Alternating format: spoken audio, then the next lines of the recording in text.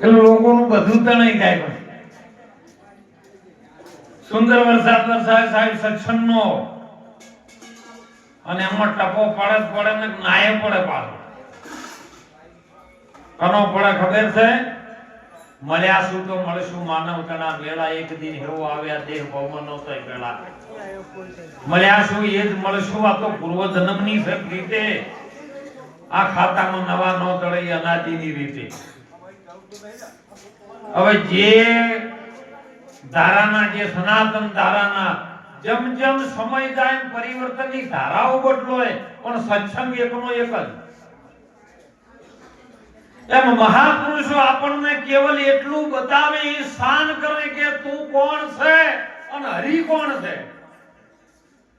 બસ તને તારી ઓળખાણ પડી જાય તો હરિને ઓળખવાની જરૂર નથી. હરિ તું જુદા છો, દૂધમાં ઘી છે પણ એ જુદું નથી, પણ ડાયરેક્ટ થાય એવું નથી. એટલે આવા મહાપુરુષો એમના સત્સંગ રૂપી જો છોટો આ જીવનની અંદર આ મહી પડી જાય, મહી, અને મહીની અંદર સાહેબ એવું જમાવટ થઈ જાય. અને પછી જો મંથન કરો તો મંથનમાંથી સાહેબ છાશે અલગ પડી જાય, ઊંચાઈ અલગ પડી જાય, અને તત્વ તરીન તરત બહાર આવે. પછી ભક્તિ કરો, પતાળ મન પ્રગટ થાય આકાશ, દાબી દુબી ના રહે કસ્તુરી કેરી સુવાય. ન કોઈનાથી એ ડૂબી રહેવી નથી. પણ હવે સત્સંગમાં કેવું થયું છે મહારાજ ખબર છે? ચારે બાજુ બધું પીર થઈ ગયું છે ને હવે હવ હાથમાં પડી ગશે. એટલે હવે સત્સંગમાં ધ્યાન નહીં, પડી કામ ધ્યાન વધારે થતું. એટલે હવે સત્સંગ ઉતરે એવું નથી. આ તો ઉતરી જાય એનો મેળ પડ્યો છે. અને એટલે મહાપુરુષો ખૂબ સુંદર વાત કરી સાહેબ કે ગુરુ મહારાજ પાસે ભેગણ જેવું કરાવવું હોય તો આવજો. આજે નહીં આવી કે એમ ધીરે ધીરે આમાં લાવવાની વાત કરો. એ ખાતાના છે ને તો હોમે આવશે. ગમે એટલો વરસાદ વરસતો હોય, નદી નાળાની અંદર પાણી જતું હોય તો ડેટકર કચરો બધું પાણી ના વેગે જાય, પણ માછલી હોમી આવે. મહાપુરુષોની જે વાત છે અનાદિ કાળથી ચાલી આવતી એક જ વાત, હરિને ઓળખવાની. અને હરિ કેવો? તમે તમન મોનો એવો છે. હરિ કોઈ જુદો નહીં. તમે તમારે જેવા મોની લ્યો, પણ નક્કી કરીને મોનો તો ઐશ્વર્ય રાયને તમે તમારા ઘરવાળા મોની બેસી દો રોટલા ના કરી આલે એમ.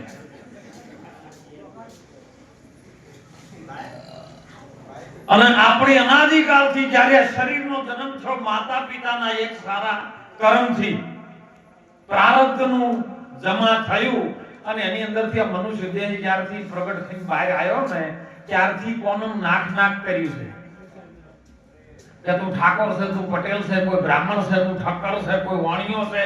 આ બધું નાક કર્યું છે. અને લઈ ગયા તો જો લઈ ગયા મંદિરે થઈને ઉભો કર્યા. આ કાયકામાં છે, આ ચામુંડમાં છે, આ મહાદેવ છે. આ બધું તમે હીરું ઓળખાયું, પણ એને હીરું ના ઓળખાયું કે તું કોણ થઈ લ્યા. અને હીરું જૂઠું પકડાનું ને એ બધું શીશેલું છે, એનું નામ શિશુપાલ છે. અને શિશુપાલ જ્યારે હસ્તિનાપુરની પરિસભાની અંદર આવ્યો અને જ્યારે ભગવાન કૃષ્ણજીનું પૂજન કરવા માટે નકુળ કરતા હતા, અને એ વખત નકુળને શિશુપાલે કીધું કે તું આનું પૂજન કેમ કરે છે? આ તો ગાયો ચારે છે, મય લૂંટે છે, લોકોનો વસ્ત્ર લઈ રહે છે. આ ગુરુ મહારાજે વસ્ત્ર બધું લઈ જ નથી. અને એ વખત સાહેબે શિશુપાલને ભગવાન શ્રી હરિ નારાયણ કૃષ્ણજી કીધું કે હે, મને મારી આ માસીએ જે પ્રતિજ્ઞા આપી છે ને એમાં 99 હું માફ કરી નાખું છું, પણ જો 100 ઉપર એક જો ને તો તારું આવ્યું. અને તાણ આપણે નતા કહેતા પહેલા 5 વર્ષે પુત્ર જન્મશે, 25 પારણા બંધાવશે, 100 વર્ષે જેનું હક પણ થઈ જાય. આ તો ગુરુ મહારાજના શબ્દ જોડે વચન જોડે જેનું હક પણ થયું હોય ને ઈ પરણે સાહેબ નહીં પરણેવો બીજું. અને એ જ્યારે 199 ઉપર જઈને એટલે જી તું મસ્તક ઉડાડેલું કે ઉભો રાતી શીશેલું છે ને ઈ બધું કાઢી નાખું. જે શીખેલું હતું ને એમનું નામ શીજુપાલ, અને આપણું પાળેલું ને શીખેલું છે એ બોલ બોલ કરવા છે, અને આપણું તો બોલાયું જ નહીં. ખરી ભૂમિકામાં જો આપણે આવીએ ને તો આપણું સત્સંગ થાય એવું સહેજ ને મહારાજ. કેવી રીતનું કે તમે કોકને કોક ભાઈ ગોળ કેવો તો તમે પૂછો કે ભાઈ હા ગળ્યો છે. હવે અમે પૂછે કે ગળ્યો કેવો, હવે તમે શું એને કહો, ગળપણનું વર્ણન ન કરી શકો. સીધું સોમળદાસ મોઢા મેં એટલે પેલો બોલી નાખે, પેલાને સમજાઈ જાય. આવી વાત છે મહાપુરુષોની. અને એ ભૂમિકામાં જ્યારે આપણે જઈએ ને તો કુમારી આવે સાહેબ. આ તો કુમારી ખરવંતા થયા ને, અને એ જેસલને તોરલે કીધું હતું કે જેસલ હિરલા તો એરણમાં ઓરોય અને ઘા ઘણા ખોય, ફૂટી ગઈ ફટકીએ કેવો ખરની ખળે ખબર્યું તો હોય. આવો જેસલજી આપણે મળીએ અને સદગુરુ હોય પૂરા, જો પૂરા શબ્દ તેઓ વાપર્યો છે, સદગુરુ હોય પૂરા ત્યો જઈને ભળીએ તો ચોક અધૂરા છે. અને મહાપુરુષો તો એનાથી એક સ્ટેજ આગળ લઈ ગયો છે, પૂરાય નહીં અધૂરાય નહીં, પાણી જેવા થઈ ગયો એટલે વાત પૂરી, ગોતી જ ન કે તમને પૂરા થઈ ગયો ને એટલે પેલી બેનીઓ ચાલે ને પાણીમાં કદાચ ગળું મૂકે તો પૂરો તરફડતો મરી જાય. પાણી ગાળે ને તો એની અંદરથી પૂરો આવે, અને આપણે ઓલી નાની જીવાત જેવું આવતું હોય એને પૂરો કહી. અને પૂરો હોય ને એ ગયણામાં આવી આડો આવી જાય ને તો એ તરફડી મરી જાય, પણ પાણી થઈ જાય તો આ સંસાર સાગરની ગમે એવી માયા જાળ હોય અને સંસારની ગમે એવી રીત હોય ને તો એને તોડીને બહાર નીકળી જાય એમનો. અને નોમે ઊભું રાખવા માટે મહાપુરુષે નિરાત બાપુએ કીધું છે કે નામ તમારી નગરી કયો ક્યાં છે મૂળ મુકામ, નામ તમારે રંગ કેવો સફેદ છે. હું તો એક જ કહું છું કે ટોપીનો કલર કેવો ભાઈ કહો કમળભાઈ, ટોપીનો કલર કેવો? હા ના નો જવાબ તો આલો, ગપુ તો મારો હમ ખબર. ટોપીનો કલર જ ના આવે, ટોપીનો કલર આવે જ ને બોલો. અને ઈ ભૂમિકામાં આ સંતો મહાપુરુષો આપણે ઈ ભૂમિકામાં લઈ જાય કે તમારે ત્યાં પણ કલર છે જ નહીં. ઈ ભૂમિકા ગુરુ મહારાજ નું ઘર ચો કે સુનમાં સુન તું સુન ભાઈ નાભી છે મૂળ ને પવન છે વેલો, આ ગરજીર્યો છે ગુરુ નો હોગળે જ છેલો, તું નો તું બીજો કોઈ છે નહીં. અને એ ભૂમિકામાં સદગુરુ આવા સંતો કોઈ તત્વજ્ઞાની મળી જાય અને એ ભૂમિકા સુધી જો આપણે ચાલવાની કોશિશ કરીએ ને તો મેળ પડે, ન કે પડે એવો નથી હો. અત્યારે તો શહેજીમાં મળી જાય સાહેબ. હમણાં વાત મહારાજે નથી કરી, આપણે મહારાજ આપણી વચ્ચેથી વિદાય લીધી, મહારાજે અમને કે કોઈ દાઢી વધારે કોઈ મળે એવું નહીં, તો તમે શું લેવા વધારી કહો? ગુરુ ગોળ ખાઈને ચેલન ના પાડે એમ ચાલે? ચોખી સત્સંગમાં નતું આવ્યું કે આવડી આવડી દાઢીઓ વધારી કહો, તમે શું લેવા વધારી કહો? નતું જ મળાયું તો દાઢી ઉતારી દેવી પડે ને.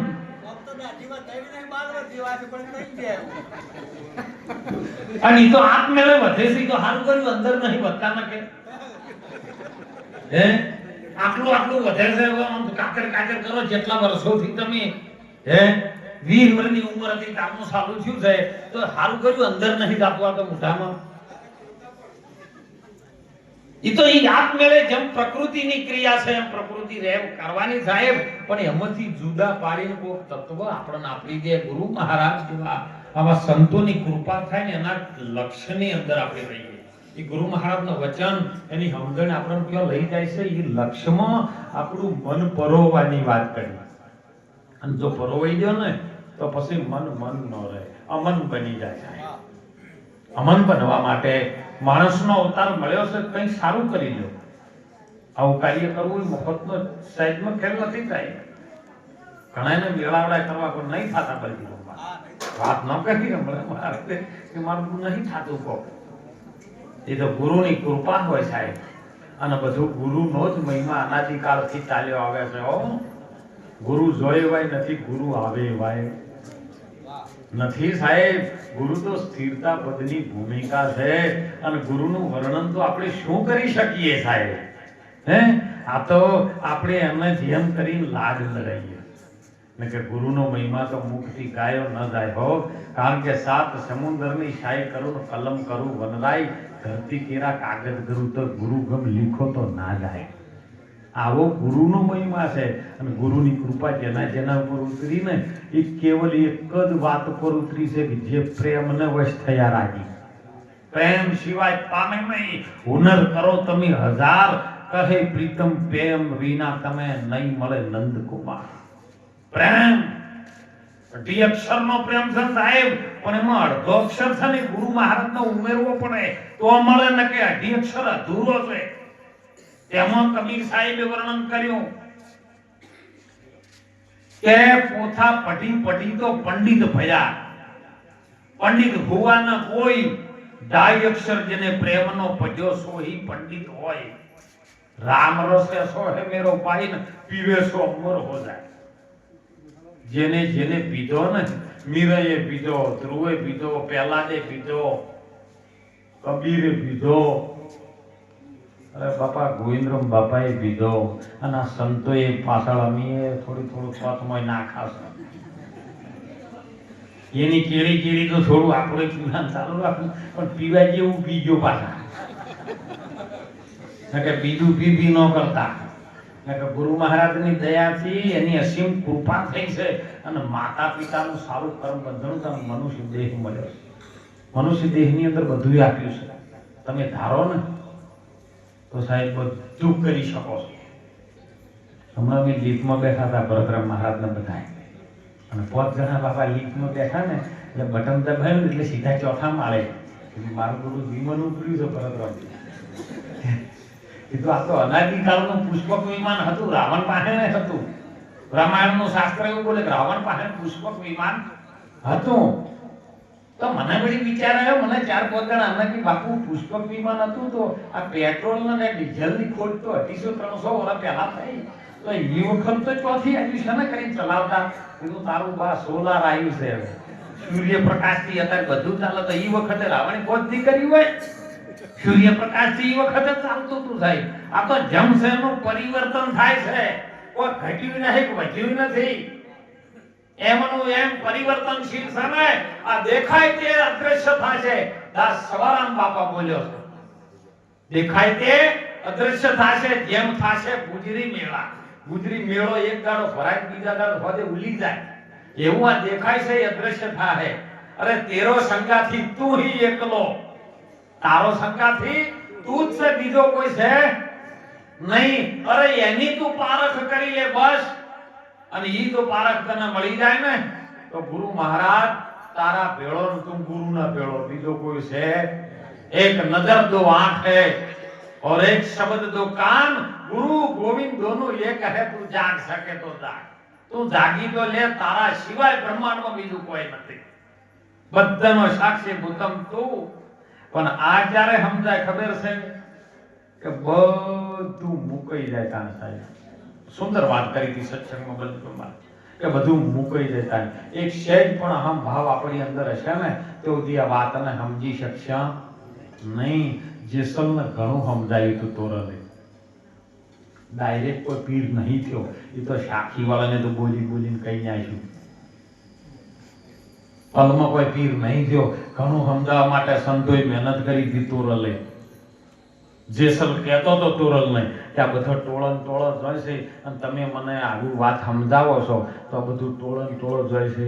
તો તોરલે કીધું કે આ તો કરણે વિનાના ભેળા થાય, ગુરુ વગર જ્ઞાન કરી અને આ કદીએ પાર ન પડે.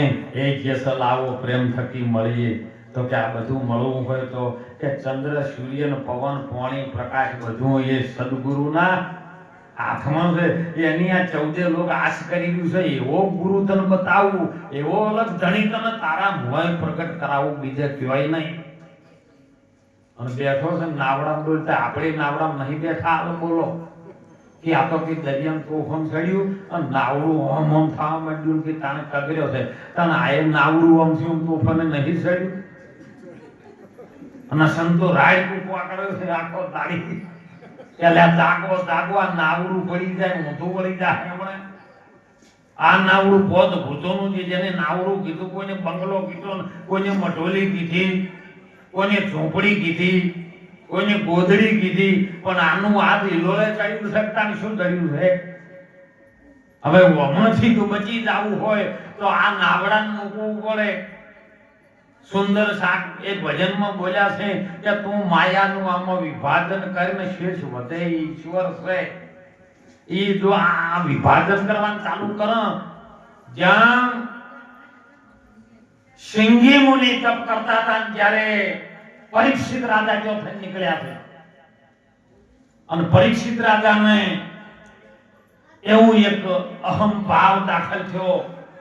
મહારાજે કીધું કે મગજ કતરો ભરાણો, અને ત્યાંથી નીકળ્યા એટલે એમને એમ થયું હું આજ નગરનો રાજા, અને આ એક સાધુ ચોપડી વાળી બેઠો મને નમસ્કાર ન કરે, અને કે મરેલો હાથ લગાડ્યો કોટની અંદર, અને એનો દીકરો સિંગી મુનિનો નદી સ્નાન કરવા માટે ગયેલા, અને આયાને જોયું, ઓહો મારા બાપના ગળાની અંદર સાપ કોને લટકાયો છે?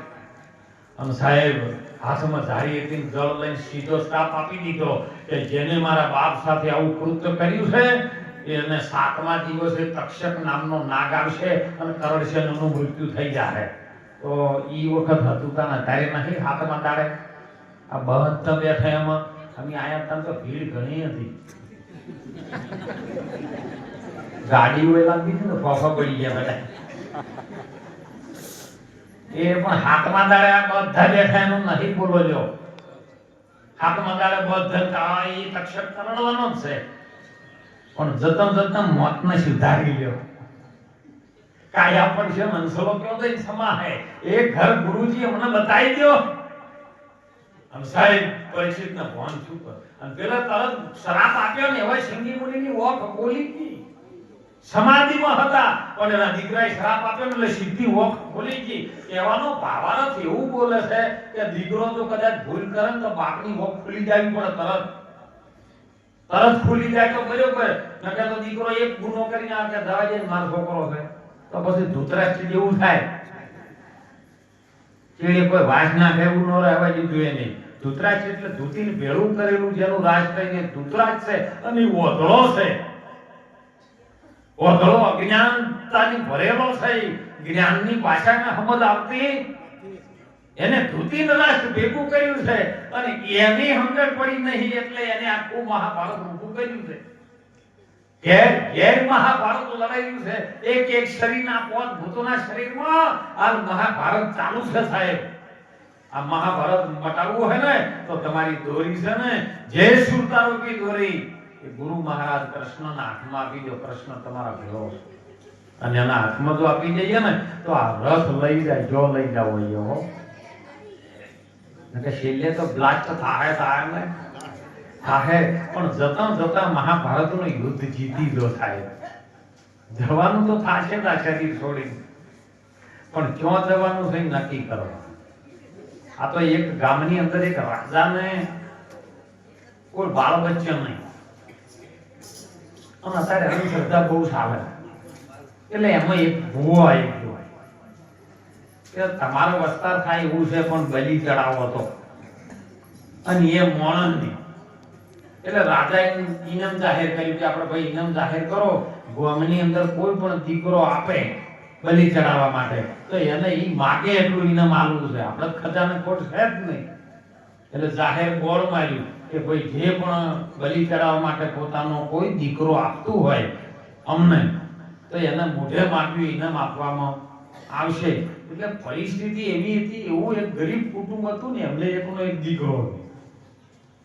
ત્યારે આપણા કોમનો નહીં તો અમે કોઈ માનતો નહીં, આ તો ભણેલા બધા નહીં માનતા પાછા. એટલે કહેતા અમારો દીકરો તમને આવવો છે બાપુ. એટલે રાજાજી પાસે આવીને દીકરો ઉભો ગયો. એટલે રાજાજી પૂછ્યું એટલે દીકરા આ તારા મા બાપ તને આવે એ બરાબર છે? કે હવે મારા મા બાપ છે મને આપી દે એમાં બરાબર જ છે. તો કે હેડ તને હવે રાજમાં પેલન જે એને માલું તે આપી દીધું. હવે નગર ચર્ચાની અંદર લઈને આવ્યો છો બલિ ચડાવવાની હતી, આઈને ઉભો કર્યો મને, અને એમાં જેમ કોરેટમાં પૂછે ને તેમ ફોસી આવતા હોય કે ભાઈ તારી આખરી ઈચ્છા છેલ્લી શું છે? એ રાજાએ પૂછ્યું, દીકરા તારા મા બાપે તો તને વેચી દીધો અને હવે તારી હોય બલી ચડે, પણ બલી ચડતા પહેલા તારી છેલ્લી ઈચ્છા શું છે? તારી છેલ્લી ઈચ્છા મેં પૂરી કરીએ. એટલે દીકરો બોલ્યો કે મને ભીની માટી થોડીક લઈને આલો, ભીની માટી મને થોડીક લઈને આલો એટલે મારી ઈચ્છા પૂરી થઈ જાય. એ રાજા કી કશું નહીં, માટી શું માંગી છે? આપણે ખતર જો ખોટ થતો ને આપણે માટી ભરી આવો, ભર્યા માટી ભેની કરી નોને આલી. એટલે એમાંથી માટીમાંથી વને 10 મિનિટ માટે 4 ઘર બનાય, અસલ મંદિર જેવા. અને પછી ઊભો થયો, પહેલા ઘરને લાત મારી દીધી, બીજા ઘરને લાત મારી અને ત્રીજા ઘરને લાત મારી, ચોથું પ્રણામ કરીને કીધું કે હવે રાજાજી તમારે બલી ચડાવી હતો, ચડાઈ ગયો. એટલે રાજાજી વિચાર કર્યો, ભાઈ તે માટી મંગાઈ સાચી, તારી ઈચ્છા પૂર્ણ કરવા માટે અમને તમે આપ્યું, પણ આ 3 ઘરને લાત મારીને છેલ્લા ઘરને કેમ લાત ના મારી? ઓનું રહસ્ય શું છે તું મને કે. જો ગુરુદ્રને ગયો હોય ને રાજા પાછો તરત બલી નો ચડાઈ દે. અને કોને પૂછ્યું સાહેબ ત્યાં ચોથા ઘરને તે લાત ના મારી, એનું રહસ્ય શું? આ 3 ઘરને કેમ લાત મારી? કે જો પેલું ઘર હતું ને મારા મા બાપનું હતું, મારા મા બાપે મને સંસ્કાર સારા ના આપ્યા. સંસ્કારની વાત આવી હતી બાપુ, સુંદર મહાપુરુષોની વાતો છે ને, કે મારા મા બાપે મને સંસ્કાર સારા આપ્યા, મને રખડતો મૂક્યો, કોઈ કામનો ન રાખ્યો, એટલે પોતાના સ્વાર્થ માટે એમને મને પૈસા માટે વેચી માર્યો, એટલે ઈ ઘરને હું લાત મારું છું. તો કે બીજું જે સમાજ પણ આવું ખોટું કરતો હતો અને મા બાપે મને વેચ્યો ને બલી ચડાવવા માટે વેચ્યો, તો સમાજ વાળો કોઈ ઉભો થઈને ન બોલ્યો એટલે સમાજને હું લાત મારું છું. તો કે ત્રીજું ઘર રાજાજી તમારું છે. જો સત્ય કેવું ની વાત છે, ત્રીજું તમારું છે. તમારા દીકરો જોવે છે ને બલી ચડાવવા માટે, પોતાના સ્વાર્થ માટે કોકના દીકરાની બલીઓ ચડાવવા માટે તમને હું લાત મારું છું. તો કે આ ચોથો ને પ્રણામ કર્યું કે ઈ મારા ભગવાન ગુરુ મહારાજનો છે, અને એને પ્રણામ કરીને હવે તારી ઈચ્છા હોય એમ કરી. ખરી ખુમારી ક્યારે આવશે સાહેબ? મા બાપ, આ તો વાતો આપણે હોભળી છે કે શ્રવણ કાવડ લઈને ફરતો તો મા બાપોને ઓધળાનો ઓધળી નહીં. તો હાલે એક યુવાન એક માણસ સાહેબ પોતાના મા બાપની કાવડને લઈને ફરતો એને કેમ? તેને રોમ ભેટાતો. આ મા બાપનું જ કાવડ છે, બીજા કોઈનું નથી. આ શરીર જે બન્યું છે ને એ મા બાપના બૂંદ અને રક્તથી બનેલું આ કાવડ માન અને બાપને લઈને ફરતો ની ઓધળું છે સાહેબ. ઈ ભાળતું કારણ કે જો સુધી ચૈતન્ય તત્વ આત્માની ઓળખાણ ન થાય તો સુધી આ કાવડ લઈને ફરતા હેડો. જો રોગનો ભેટો થઈ જાય ને તો પછી બેડો પાર થઈ જાય. એટલા માટે સમાજે ન કરતા પાછા. બાપુ કીધું સુંદર, મને એવું લાગે ઘણા એમાં તો વિરોધ કરે છે, અને કરવા જ આપણું શું લઈ જવાના? હનુમાનજી પેલા આયા ને એટલે ફૂલ ભજીને પેલી બાજુ ગયા બાપુ કે આપણે સીતાજીની ગોદ કરવા જવાનું છે. જોગુઓને કીધું કે દરિયો કૂદીને તમે જઈ શકો છો, શક્તિ જાગૃત કરાવી સાહેબ. અને હનુમાનજી કૂદીને જ્યાં લંકામાં અશોક વાટિકામાં માતાજીને મળ્યા, માં સીતાજીને મળ્યા, અંગૂઠી આપી, મુદ્રા આપી છે. સીતાજી ઓળખ્યા છે હનુમાનને. અને સાહેબ હનુમાનજીને એવું થયું કે માં થોડીક મજાક કરી લ્યું હતા. માતાજી કી તારી ઈચ્છા હોય એમ કહે. અને અશોક વાટિકા રમણ ભમણ કરી જાય છે, કેળાના ઝાડનું બધું રમણ ભમણ.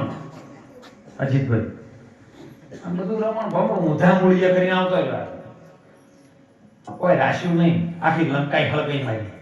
અને પછી વળતો પાછો આવ્યો ને એટલે પુલ બધીને પછી જ્યાં માતાજી હોય છે એટલે પિતા પુલ બોધો એટલે નલ ને લીલ ને બધા એન્જિનિયરો આવી ગયા, પથરા તરતા મેલ્યા.